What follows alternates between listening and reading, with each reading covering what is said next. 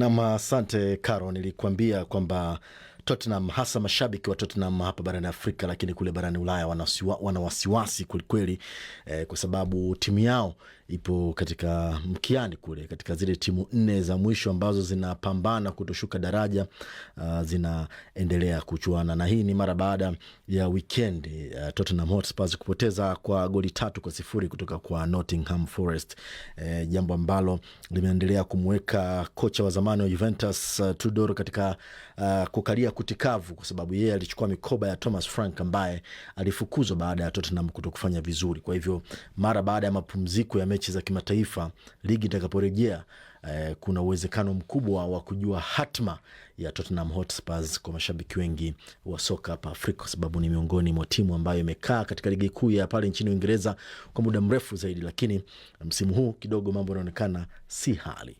Katika tennis, mashindano ya Miami Open yameendelea kutimua vumbi. Mchezaji Francisco Cerundolo alimduaza Daniil Medvedev ambaye anashikilia nafasi ya 9 kwa ubora mchezo huo kwa kumfunga kwa seti 2-1.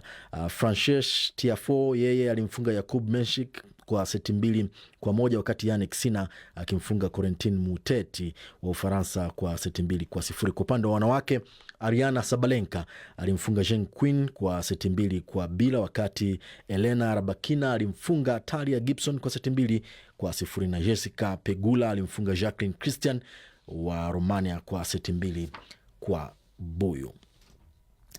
Na nikirejea hapa katika ukanda wa Afrika Mashariki, lakini kabla sijarejea kwenye ukanda wa Afrika Mashariki, kwa wale wapenzi wa ligi kuu ya mpira wa kikapu pale nchini Marekani, hasa kwa wapenzi wa Los Angeles Lakers, watakuwa wameamka vibaya wakati huu, kwa sababu timu yao jana ilikula kipigo cha vikapu 113 kwa 110 dhidi ya Detroit Pistons katika ule ukanda wa Mashariki, wakati Oklahoma City Thunder wao waliendeleza wimbi lao la ushindi wa 12 mfululizo baada ya kupata ushindi wa vikapu 123 kwa 103 dhidi ya Philadelphia 76ers, na San Antonio wao waliendelea kuongoza katika ule ukanda wa magharibi baada ya kuibuka na ushindi wa vikapu 136 kwa 111 dhidi ya Miami Heat kule mjini Florida. Sasa nilikwambia narejea hapo kwenye ukanda wa Afrika Mashariki. Wasikilizaji wameniandikia kwenye WhatsApp yangu wakisema itakuwaje Kenya ikiwa watashindwa kulipa dola za Marekani milioni 30 mpaka kufikia Machi 30, kwa sababu ndio tarehe ya mwisho ambayo CAF imeweka kwa